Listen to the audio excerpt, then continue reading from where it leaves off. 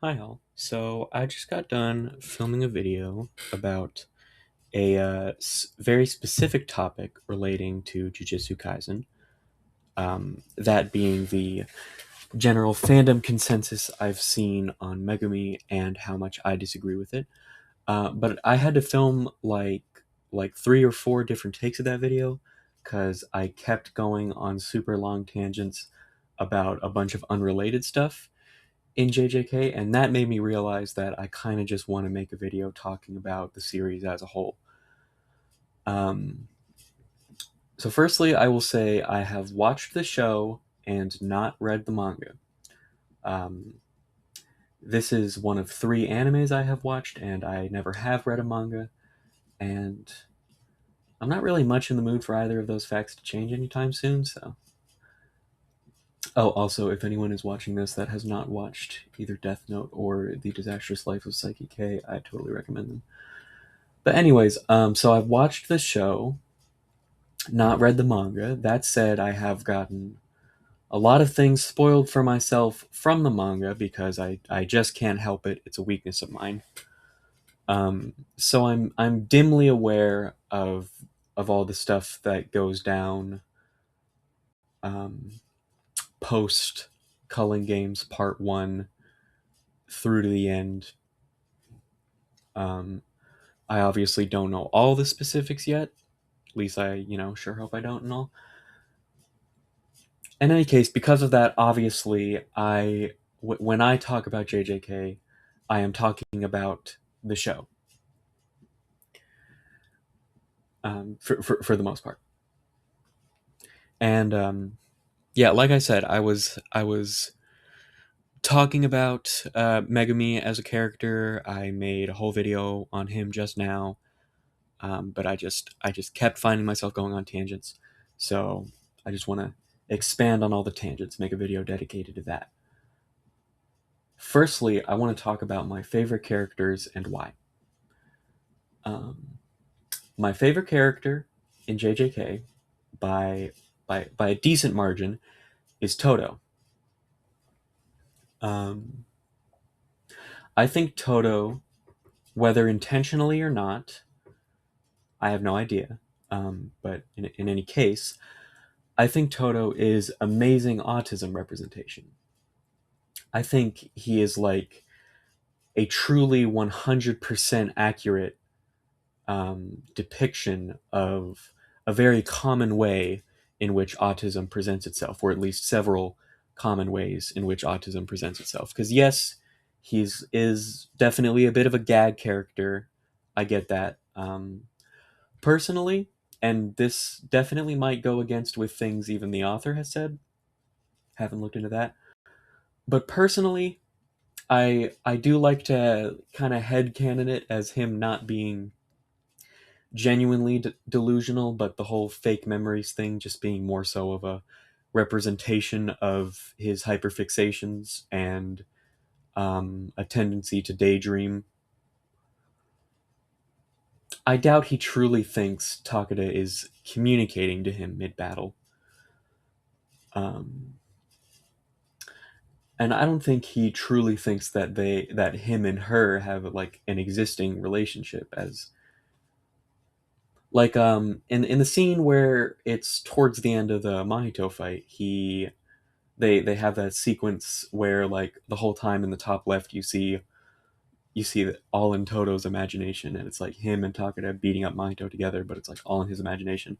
But like exactly, he's imagining it, but I wouldn't venture to say he doesn't know he's imagining it.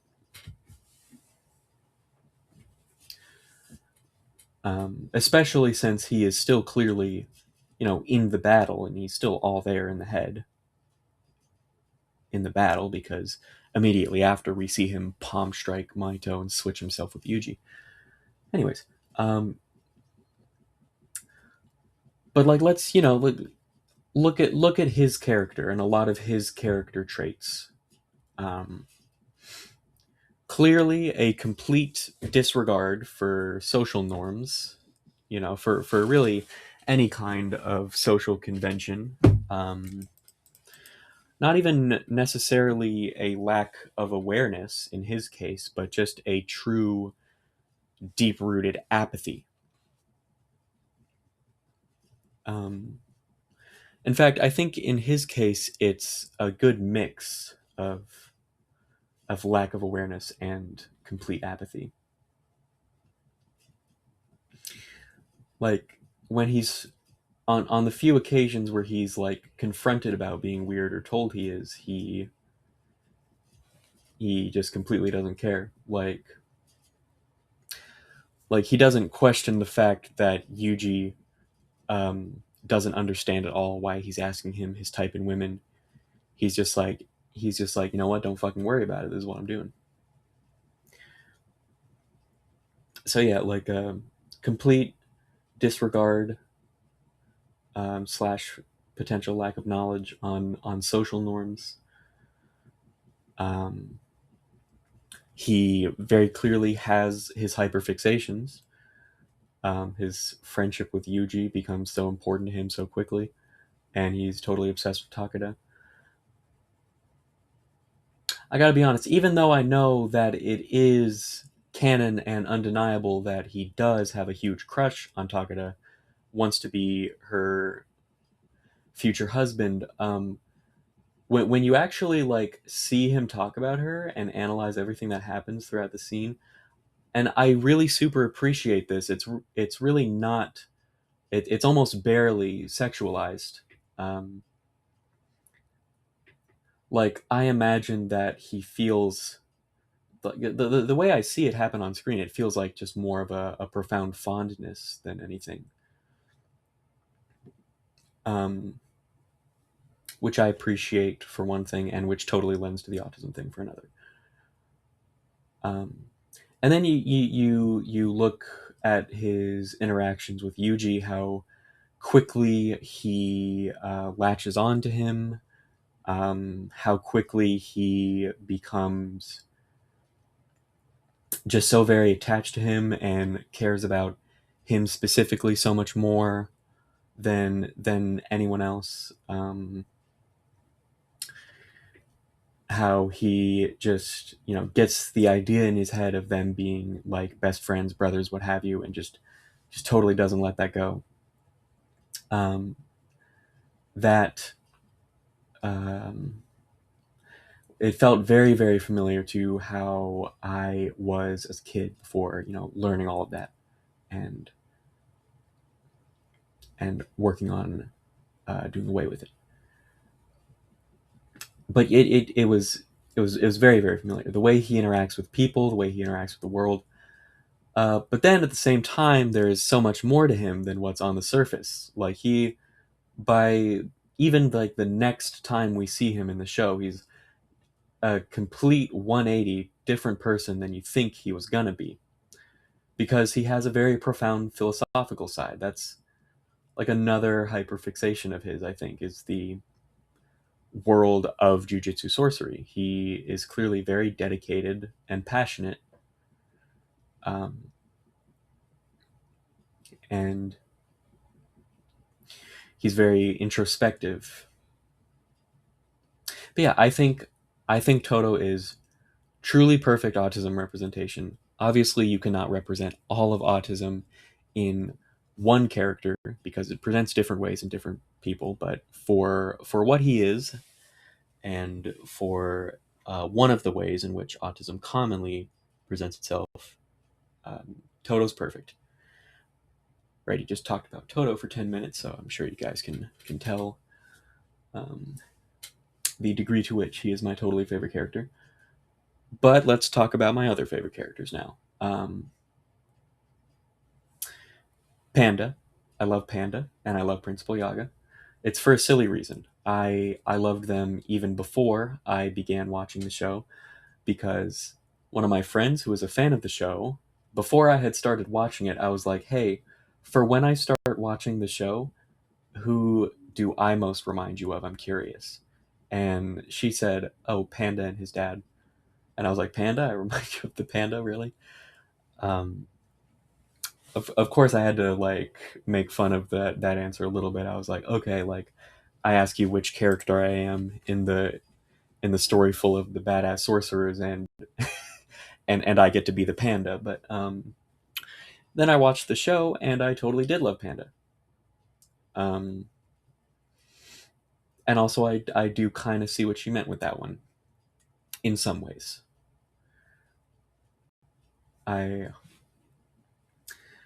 Panda does remind me a little bit of me. I have to admit it. But I really do consider him a charming character. Similar to a lot of the ways that I like Toto, but different in the specifics. I like how protective we see Panda being. Um, I loved getting to learn so much more about him in the Mekamaru fight and all the tricks he had up his sleeve. Um, I don't have as much to say about him without beginning to feel like I'm repeating myself because I just talked about Toto for so long. But he is my second favorite character. He probably would be either way, but I also have a very special fondness for Panda because my friend told me I reminded her of him, and that is special to me. Um, Chozo, just because he's like cool and shit, and beyond that, I got nothing. He's just like truly, he's just a cool character, a wonderful screen presence. Um, who else? Like I said, I made that entire video about Megumi and my thoughts on him and why I totally go against the popular consensus of hating him that I see like on Reddit. Um,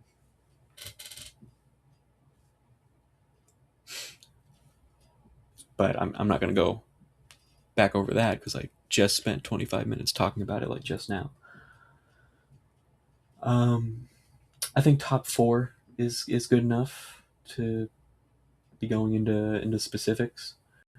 Um, I don't have any characters that I dislike that I'm not like meant to dislike according to the framing of the show. Like obviously I don't like Haruta, but you're not supposed to. That guy sucks. Um, let's see here. Oh, saddest death is pretty obvious. That one's kind of a gimme, but it is Nanami. Um,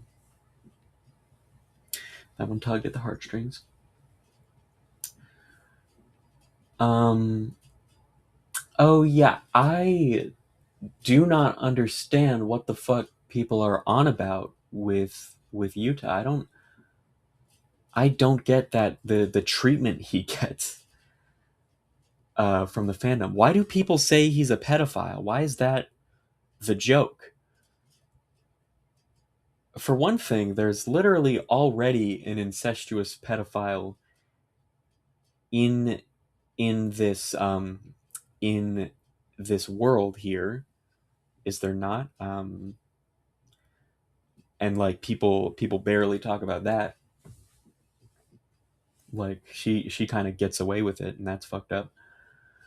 Um, but like I truly don't even know what people's basis for that is. Like, is there anything to say that Rika has not grown up along with him? Like, she has existed now as a curse for the bulk of her life, yes, but she's been alive as long as he has, and she's been aging along with him, has she not? Like, she's like, what the fuck is going on? I don't know. So yeah, I don't get that. I do not know why that is like the joke with Yuta and like just the thing people say about him in the fandom. I don't understand it. I most certainly do not like it. Um, let's see here. I have a critique actually about JJK. A pretty big one. I think the pacing kills it. I think it is too fast paced for what it is. I think there should have been 100 more chapters just filled with character interactions. Like like no big deal not moving the plot forward character interactions. I want to learn more about the characters and about their dynamics. And it's such a shame that a lot of the emotional moments of JJK are largely implied. They're not really specifically stated. Like a lot of the time you just kind of have to infer like this is what that character would think based on what we know about everything written about them. But we don't get to see it a lot. Like Gojo is supposed to be Megami's dad, and you can't tell, that's for sure, until it's just like, we are told that and not shown. And like, um,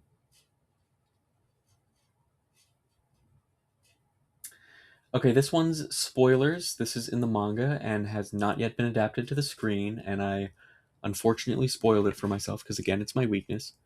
Um, but like, how the hell would Shoko feel about the whole thing with Yuta and Gojo? Like, why don't we get to see more reactions, more grounded emotional moments?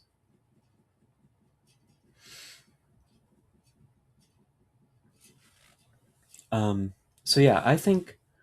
Oh, also like we see a lot from about Gojo. We are told a lot about Gojo, about how much of a mentor he is and how personalized his teaching style is for all his individual students. But we only really see that happen with Yuji, really, and like one speech to Megami. And truly, I think JJK could use 100 more chapters and 100 more episodes. Um, Good for the animators that it doesn't have that, because can't imagine. But in terms of existing as a story, I really think there should have just been more stuff that didn't actually matter for like the big overarching plot, like the big things happening. There just should have been more character interactions. There should have been more little moments. I think that's actually, um, ironically, that could be that could be part of what makes this show in particular like so very popular and just like so very, shucks, I'm losing the word, but I think that's like why it has so much fan made content. Like I think that's just why it's so good for that, which is not the word I'm looking for. I'm getting really bothered by that, but I'm going to try to move on. Um, because there's like 100 little in between moments that we're either told about or can infer, but that we don't explicitly see. And I would love to have explicitly seen them. So I like totally love the fan made JJK content where we just get to see the students being students and the friends being friends, and Gojo interacting with other people and just with the world in general. Um, but yeah, I think in the story, the extremely fast pacing just kind of at times just kind of kills it, and it's really unfortunate. So the show has, a lot of potential, which the eagle eared listeners might catch that reference. Um, Shoot, what else? I have so very much more that I want to talk about. Hang on, let me try to gather my thoughts.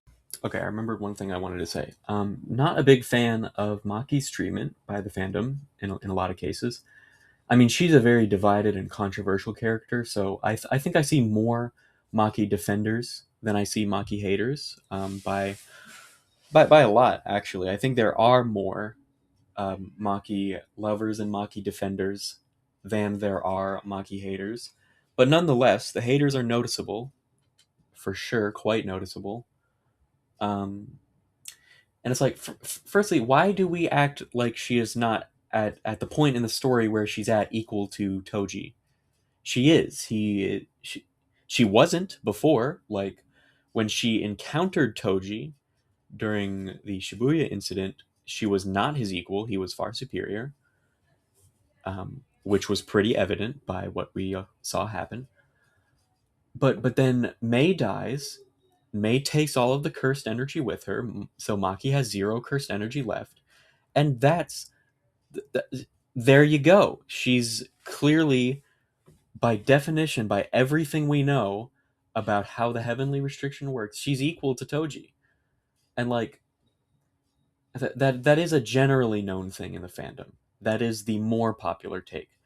But I see like a really unfortunate amount of people that like post Shibuya, post her twin's death, will still put her below Toji. That doesn't make any sense. Like I guess like I wouldn't doubt that if they didn't have the heavenly restriction, he'd have the edge on her because he is a large man and is also older. So like you look at the two and it's like if you ask me to guess which one of these two is physically stronger, sure, I'd guess Toji. But they both have the exact same heavenly restriction. Um and by the nature of heavenly restrictions, that is what is enhancing their body and their physical prowess. In exchange for having zero cursed energy, they are turned into like the perfect person. And I don't think there's really anything to suggest that the physical enhancement is based off of like wherever you are at your baseline. Um, Even if it was, I'm pretty sure we have seen a lot of crazier stuff happen in the anime than a a relatively small woman matching strength with a large older man. It's not really that crazy to me. That one doesn't, not compute here. But also, and I only know this through screenshots because I haven't read the manga, like I said, but also she's explicitly stated by the narrator to be equal to Toji. Now, I don't think that you can go off of statements made by the characters within the manga to do your power scaling, because they might be unreliable narrators, they might be downplaying this or that due to their character. For example, I kind of suspect that Yuta is stronger than Hikari, but Yuta's, you know, a little, maybe humble to a fault here and kind of downplays himself. Um, so that's why Yuta states, "Hey, when Hikari gets mad, he can be stronger than me." Like I think that was kind of just a one-off thing. Like that's Yuta's perspective, and that's what he's saying.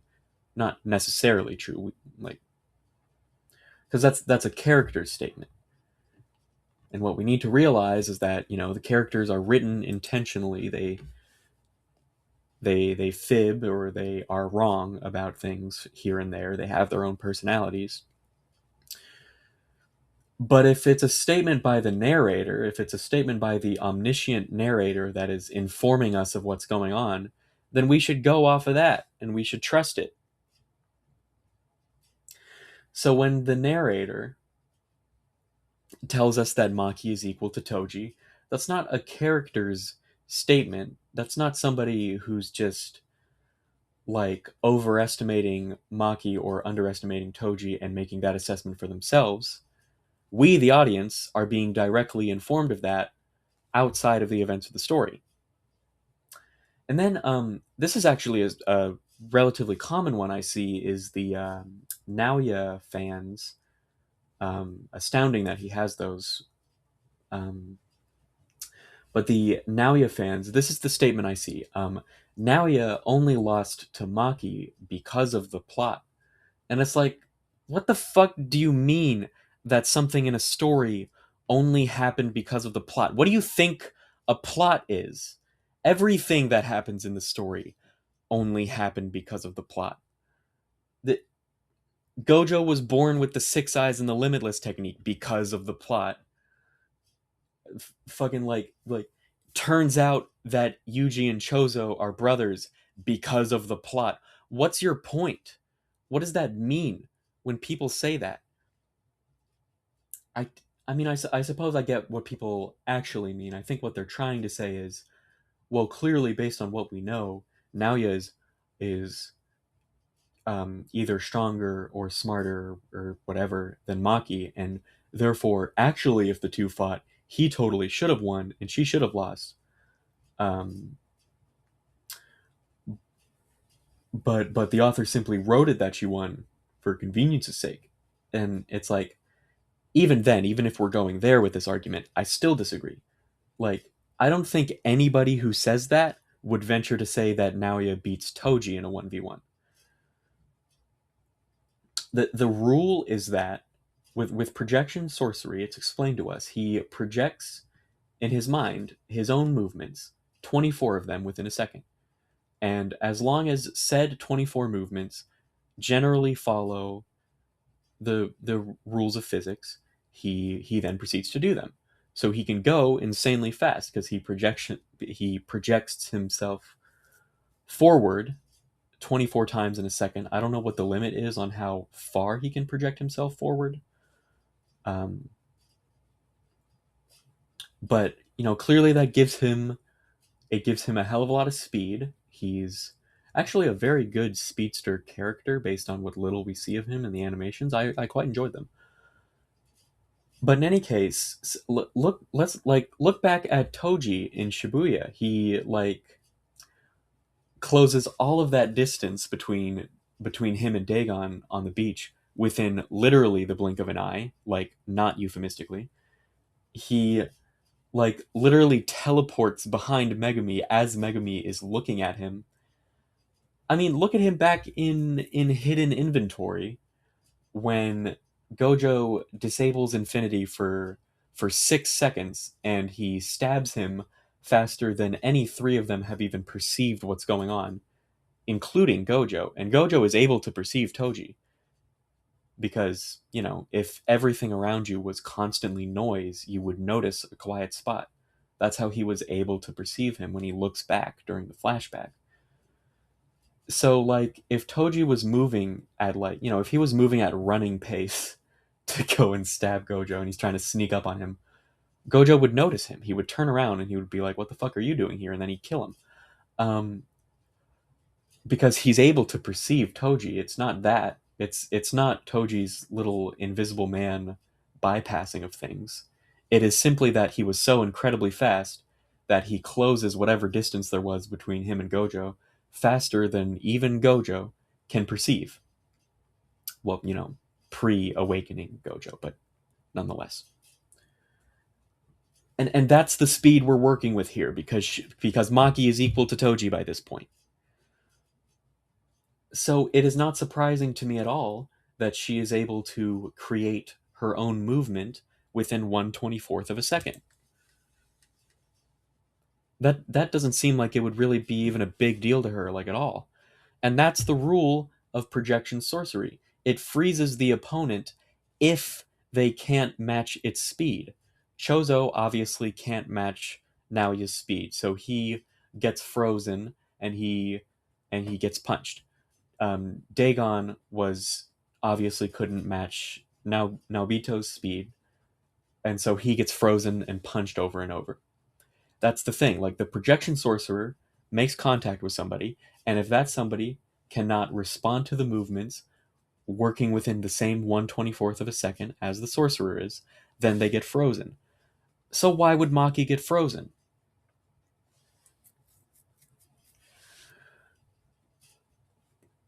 Um, so yeah, that's something of an ongoing debate in the fandom, I guess.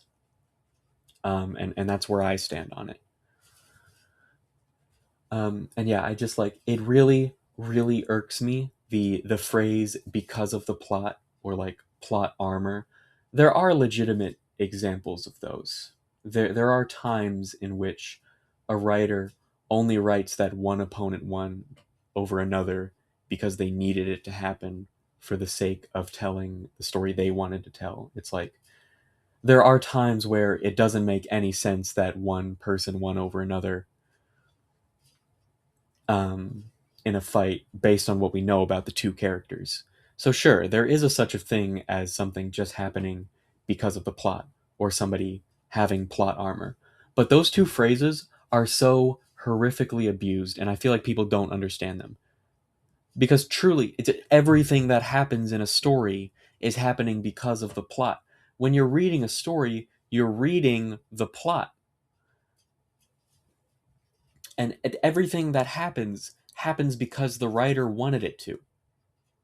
So you can disagree with the author's wishes. That's fine. That's only natural that that's going to happen. But you can even think that the author's being a little dumb.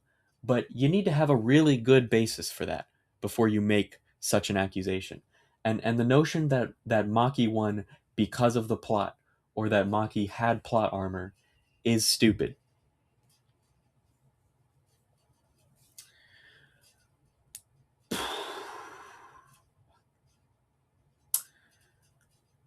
Let's see here. Um, and I think this is a shortcoming of my own. Um, I never really got fully into the hidden inventory arc. Even still, I feel I just don't really understand the depths of the relationship between Geto and Gojo, and for some reason, a lot of those interactions didn't get me as much emotionally. But I don't know what's up with that one. I feel like I feel like I need to like keep trying. Um, but to be honest, it probably is also a little because of just how goddamn fast the pacing is.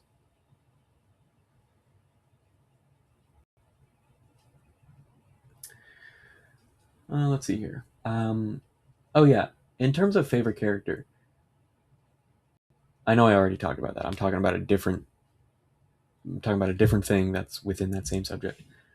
But in terms of a favorite character, in terms of liking a character, I think there are like two main different ways that you can like a character in a show. And that is, you like them like as in like, if this person existed in real life, I would want to be friends with them and they're cool.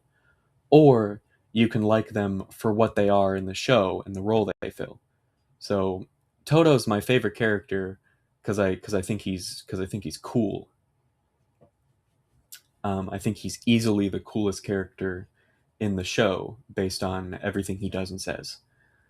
So it's like, fuck yeah, this guy rocks. Love watching all his scenes and his fights, etc. Like that guy's just straight up cool.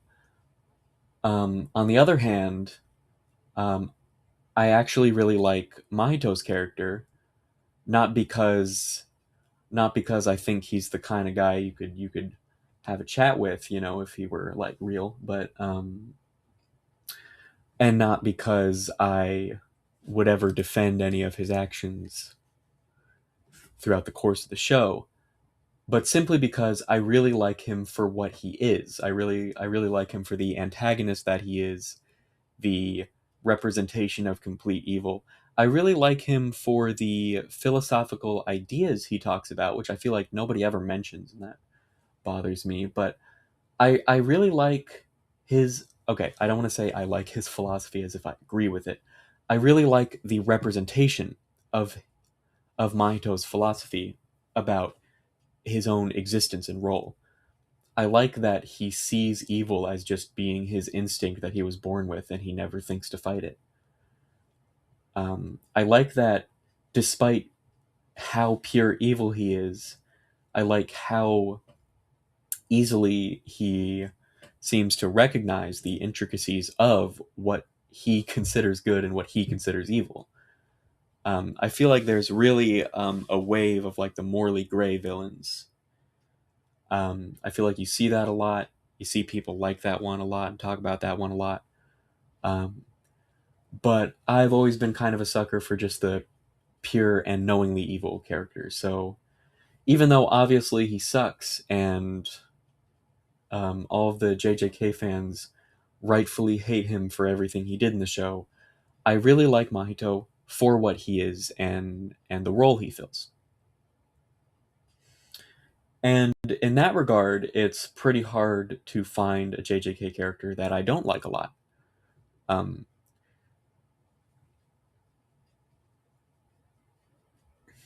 it's easy to find ones that I don't like, as in, ugh, these guys suck. Every time they're on screen, they're so annoying. Like, there's plenty of material for that, but um, I feel like in terms of like what they represent for the show and the roles they fill and the things all the characters allow to happen, I pretty much like all of them. Also, I'd love to talk about the Zenin clan and everything it represents.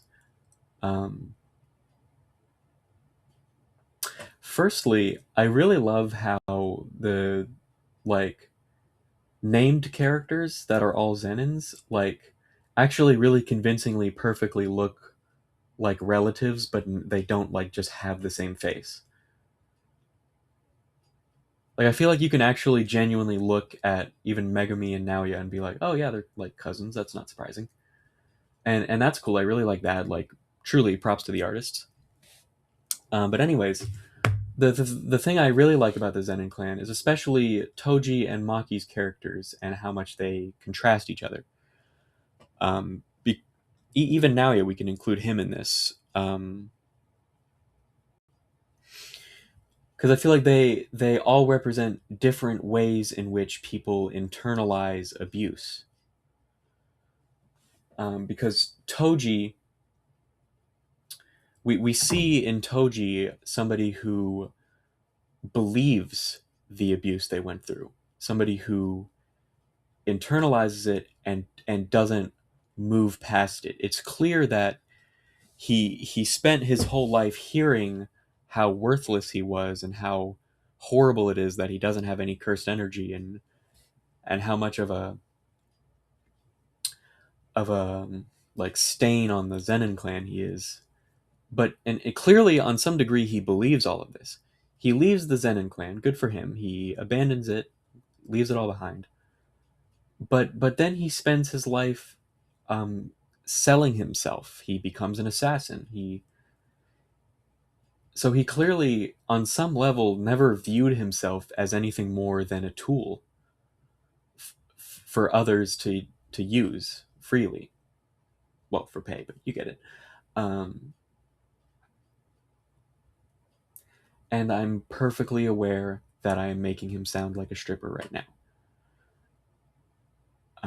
But just bear with me, guys. Don't laugh. So I think Toji, people forget this because they look at all of his like feats on screen and all of the stuff he does. That's FEATS there, and they're like, "Whoa, what a badass! He's so cool." And we kind of forget how really tragic of a character he is. Like, you can't defend him abandoning his son. You can't. You especially can't defend the fact that for a while there he was pretty intent on selling his son back to the same people who he left because of how much they abused him. You can't defend that, and I'm not going to. What I am going to say is that truly does solidify him as a very tragic figure. The fact that he went through all of that abuse as a child, and the fact that he just internalized it as much as he did. Like, even though he had a clearly vastly superior physical prowess to everybody in the Zenin clan, and he could have easily completely leveled it whenever he wanted, he, on some level, clearly viewed himself as inherently inferior or wrong because of how long he spent in his childhood being told exactly that. On the other hand, Maki is, he's not he. She's the hopeful equivalent. She's the other side of the coin because she was born with largely the same circumstances as Toji, but of course even worse because she had some cursed energy. So she had that similar physical prowess benefit, but not to the same extent. But she was therefore subject to not only the same but worse abuse. And of course, the Zenin clan is quite misogynistic, so it's worse in that regard as well. But she represents somebody who has all of that happen to them, but is able to move past it and recognize their worth, at least eventually. Like she knew her place and she knew the things that were happening to her. She knew um, the lack of power she had specifically as a sorcerer. Um, but we eventually see her move past all of that. We see her um, gain self worth, and we see her not believe and not internalize what the Zenin clan told her, and that's why it makes total perfect sense that it was her that slaughtered them, despite the fact that Toji so easily could have.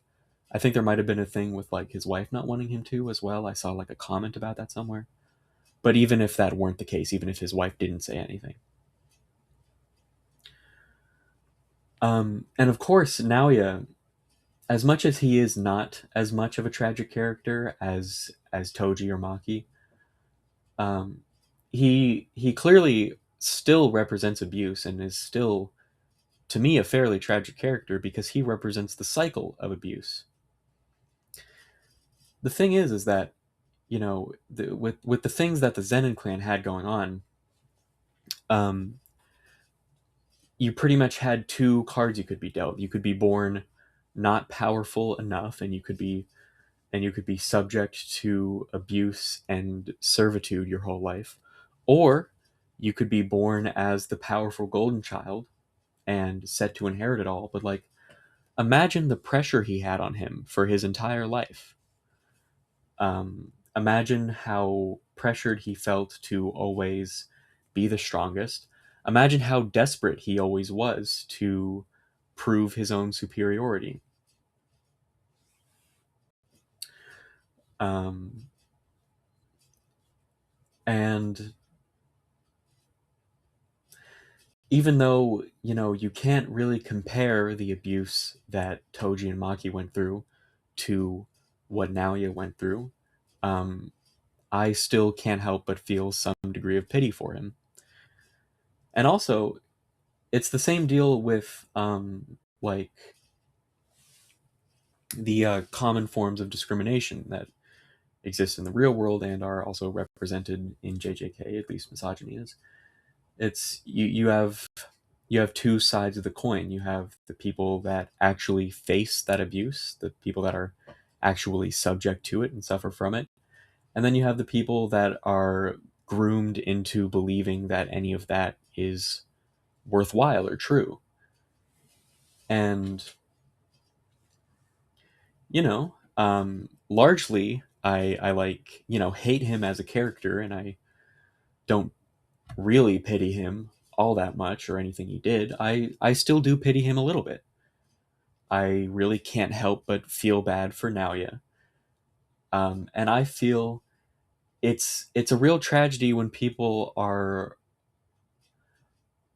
taught from birth a certain prejudice that it feels like I'm saying a lot because this is a tricky subject, and I'm really trying to be so careful with what I say.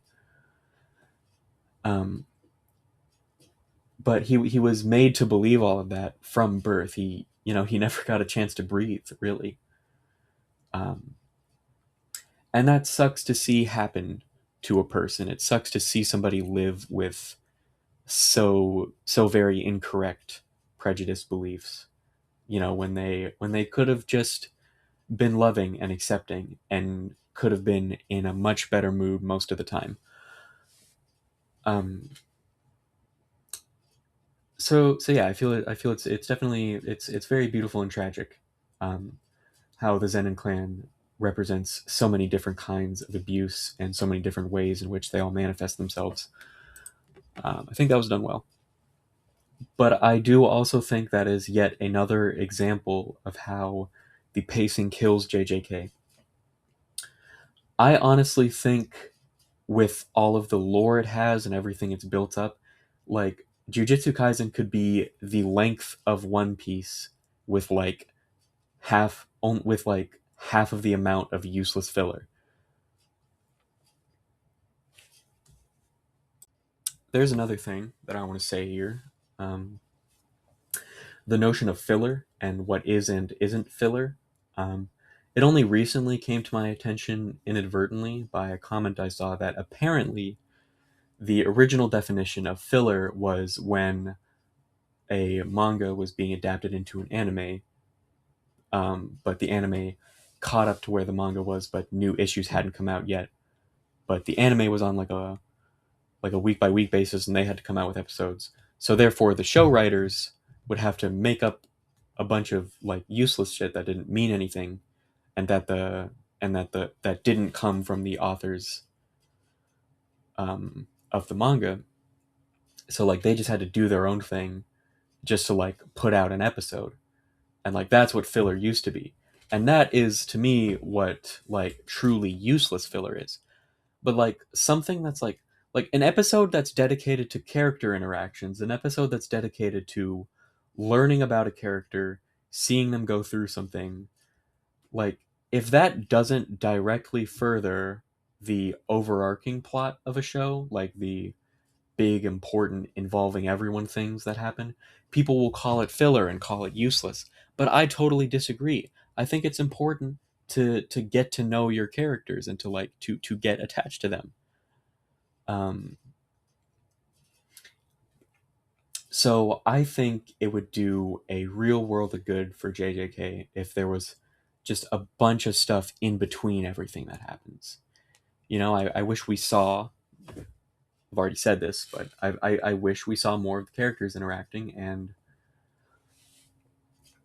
I wish we saw more of how they all think and how they all interact with the world and with each other. Blah blah blah. And I don't think it could fairly be considered filler. I think the definition of filler has just become completely lost to people. Like the word filler in terms of TV shows has just truly lost its meaning, and that really sucks. Like what is it with every season of every show being 8 episodes now? You know, what happened to it being 24? Um, of course, all of this very easily gives way to talking about wastefulness in show production and treatment of behind the scenes people, but that's a separate conversation. Um, there is a lot to be said about the ethicality of how shows are produced and how much better it could be, but I believe both at the same time that a lot of work should be done on making sure that everyone is treated equitably and humanely in the process, but also that there could sometimes be a greater volume of episodes in the shows. Okay, I think I've pretty much talked myself talked myself out. I mean, honestly, I probably do have a million more things to say, but what I always like to think of it in times like these when I think to myself, oh, I wanted to say this in that video, I wanted to say this in that video, I want to touch on this subject, is I think if I talk for long enough about something and people really see the way I talk about something, hopefully, you know, if this person and I are operating on the same level in terms of like how we think about things and in terms of just like intelligence, hopefully they can just fairly infer what might be my opinion on another subject. Like, no, I haven't talked about absolutely everything about JJK. I didn't mention every single character. I didn't I didn't tell you guys all of my thoughts on every character. I have plenty that I didn't mention. I didn't talk about every single scene I thought was memorable. But maybe based on the like 50 minutes of talking I've done so far, maybe you can like fairly infer what I might think about this scene or that, or what I might think about this character or that. Um, Not to say that everyone will be like batting 1,000 on that one, because it's totally possible to get things wrong when trying to infer. I'm not the best at it myself, inferring implicit things. Not at all. Um, but that's my hope, That's my solace. That's the thing I tell myself whenever I think I'm not getting the full extent of my thoughts out. Is hopefully people see the things I do say and they get a fair read on me. Um, but yeah, that's besides the point of JJK. That's just something I think about. But yeah, those are my full expanded thoughts and all of the tangents I'm able to go off of right off the top of my head about the show. It has easily become my favorite show in recent days, if that's not super obvious. But yeah, goodbye.